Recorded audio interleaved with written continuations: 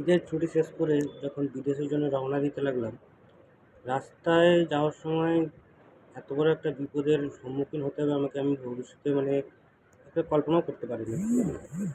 যারা হয়তো রাইডিং করেন কিংবা বাইকে করে হয়তো দূর প্রান্তরে কোথাও যাওয়া আসা করে, 3 দিনে হোক রাতে হোক তাদের বাইকে যাতায়াত আছে, তাদের জন্য মানে একটা ছোট্ট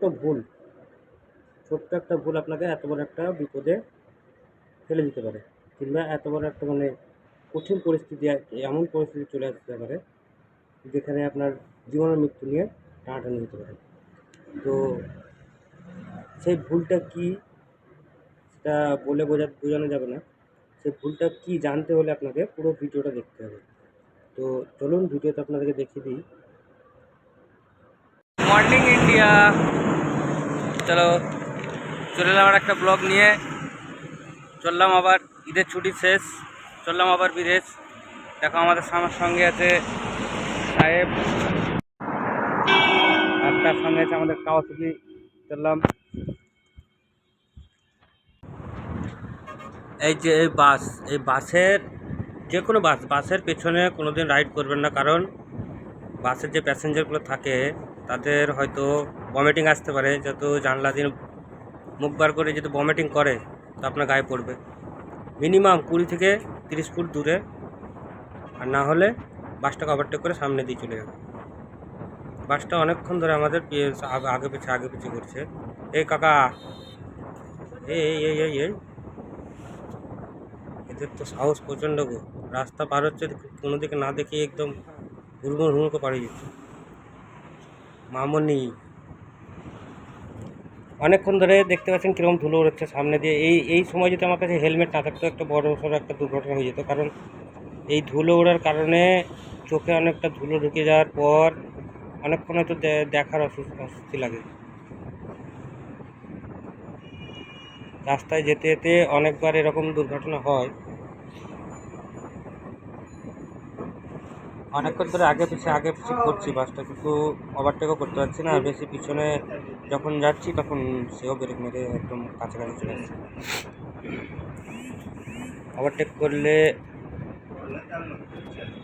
সামনে দিয়ে গাড়ি আসছে, ওভারটেক করা যাচ্ছে না। অত ঝুঁকি নিয়ে রিস্ক নিয়ে আমি গাড়ি চালাই না, সেফলি গাড়ি চালাতে হয়।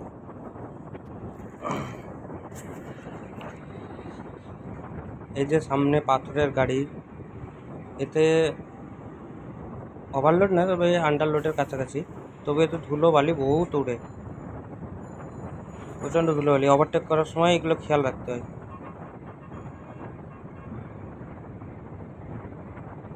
রাস্তা ফাঁকা বলে যে দুমদাম যেদিক পেলাম সেদিক ঢুকিয়ে দিলাম, সেটা বুদ্ধির কাজ হবে না। এ তো আবার ডাম্পারের থেকে বেশি মাল নিয়ে যেতে হবে। ট্র্যাক্টর না ডাম্পার? 6 চাকা ডাম্পার।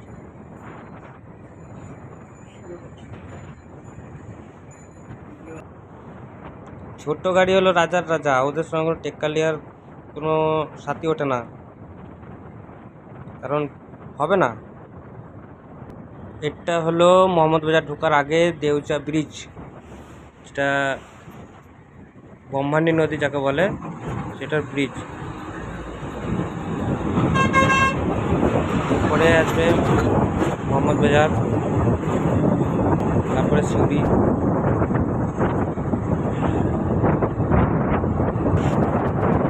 এই লরিটা আমাকে অনেকক্ষণ থেকে চালাচ্ছে, অনেকক্ষণ থেকে বলতে গেলে মিনিমাম আধ ঘন্টা থেকে আমাকে চালাচ্ছে।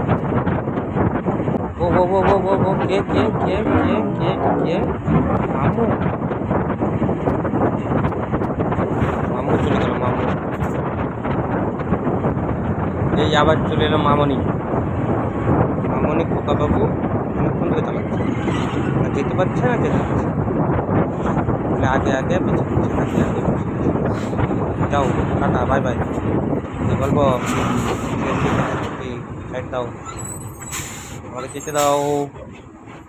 ওই ওই ওই ব্রিজে ওভারটেক করতে নাই, আর ছেলেরা ব্রিজে ওভারটেক করে না, হয়তো ছেলেরা করে, বিপদ হতে পারে। এই যে ট্র্যাক্টরগুলো, এইগুলো একটা 6 টাকা ডাম্পারের সমান পাথর বালি যায়, মানে যেরকম পারে লোড নিয়ে যায়। তাহলে ডাম্পার 6 টাকা ডাম্পারের কী লাভ থাকবে? একটা ট্রাক্টরে 6 টাকার সমান মাল নিয়ে যায়, লাভটা কী থাকবে? ওকে বললাম মোহাম্মদ বাজার যে রোডটা দেখছেন, এইদিকে এত গাড়ি চলাচল করে, যে রোডটা যাওয়ার রাস্তা 2 চাকা লরির চাকার সমান দুদিকে ঢুকে গেছে। না ডান দিকে যেতে পারবো না বাম দিকে যেতে হবে, ওই মিডিয়ে যেতে হবে, না ওই যে চাকার তাকে থাকে রোডের অবস্থা খুব খারাপ, ব্যস্ত এলাকাতে। এই যে মোহাম্মদ বাজার ঢুকছে,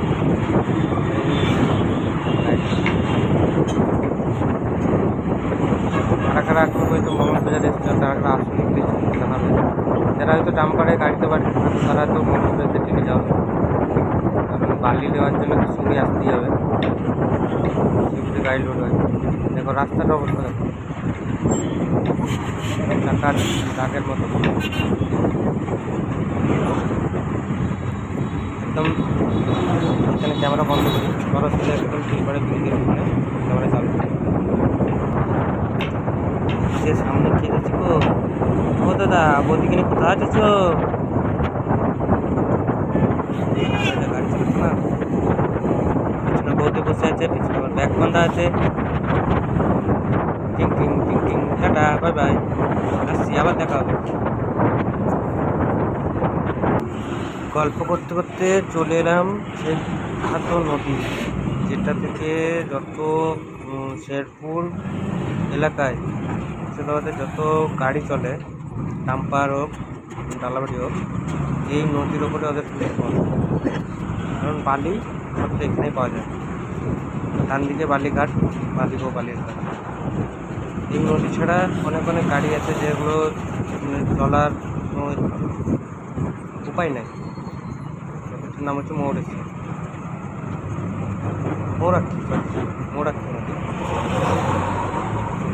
এই মানে মৌরাক্ষী যত গাড়ি ডাম্পারওয়ালা আছে বা ডালাবাটি গাড়িওয়ালা আছে, সবারই এর ওপরে নির্ভর, মানে ব্যবসা, বালির ব্যবসা।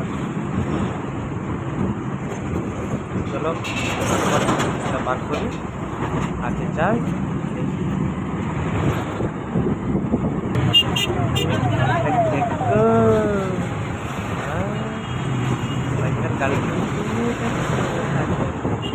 ভাই দাঁড়াও দাঁড়াও, আমি আসছি।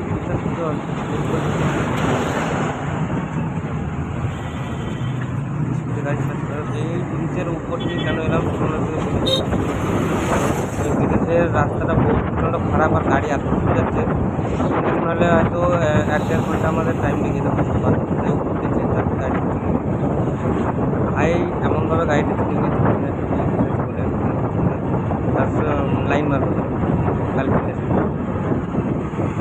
এই চলে এলাম চুড়ি, আমরা চুড়ির ভেতরে ঢুকবো না, চুড়ি মেন হয়ে বেরিয়ে যাবো।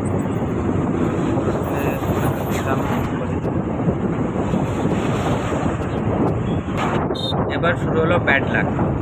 সিউড়ির ব্রিজ, এই যে এখান থেকে শুরু করে একদম সিউড়ির ব্রিজ, যেন নতুন ব্রিজ তৈরি হচ্ছে, ওখান পর্যন্ত এরকমভাবে গাড়ি লেগে থাকে। কারণ ওখানে সিঙ্গেল রাস্তা, ওটা যেটা রাস্তা এখন তৈরি হয়নি, যেহেতু রাস্তা মিলে রাস্তার মতো করে রাখা হয়েছে, সেদিক দিয়ে গাড়ি একটা করে যাওয়া হবে, রাস্তাও একটা।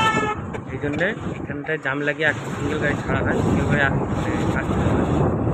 এখানে সব সময় জাম পাবে। যারা গাড়িওয়ালা আছে তারা নিশ্চয়ই এই জায়গাটা ঢোকাটাকে নিজের মানে খাবার জিনিস নিয়ে নেবে, কারণ এখানে মিনিমাম 3 থেকে 4 ঘন্টা 5 ঘন্টা কোনো গ্যারেন্টি নেই। দেখতে পাচ্ছি লম্বা জাম লেগে আছে। আমাদের বাইক, তাই আমরা বাঁ সাইড থেকে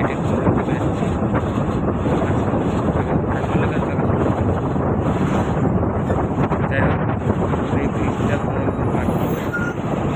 এতটাই জাম, কী বলবো।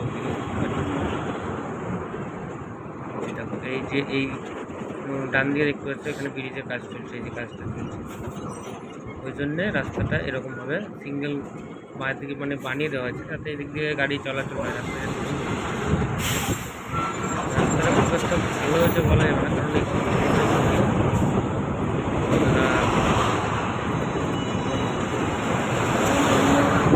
রাস্তাটা এতটাই খারাপ, দেখতে দেখতে তো যেতে পারবি না বাবা, আমাকে যেতে দে বাইক। আরে শালা, এদিকে তো পুরো ক্লিয়ার, রাস্তাটা খারাপ দেখছেন। এখানে এরকমভাবে সবসময় জাম লেগে থাকে। এই যে এখানে ভলেন্টিয়ার আছে যারা গাড়িগুলো পার করছে,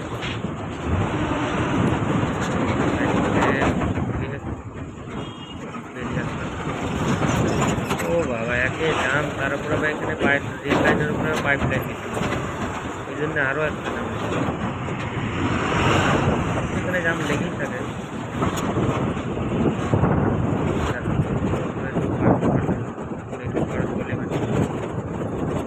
এখানে এতটাই ধুলো ধুলো উড়েছে, যারা সাদা জামা কাপড় পরে দিকে বাইক নিয়ে যাবে তাদের কিন্তু সে জামা কাপড় আর চেনা যাবে না। এখানে প্রচণ্ড ধুলোবালি, প্রচণ্ড জাম পড়ে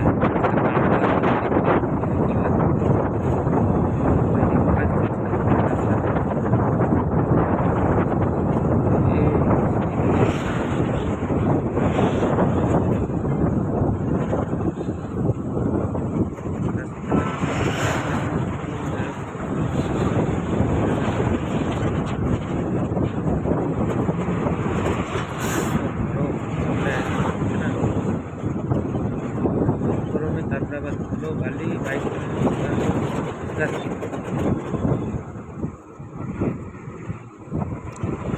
ও দাদা সাইড দাও। এই ওভারলোড গাড়ির জন্য আরও রাস্তা খারাপ হয়, প্লাস অ্যাক্সিডেন্টের জন্য ধুলো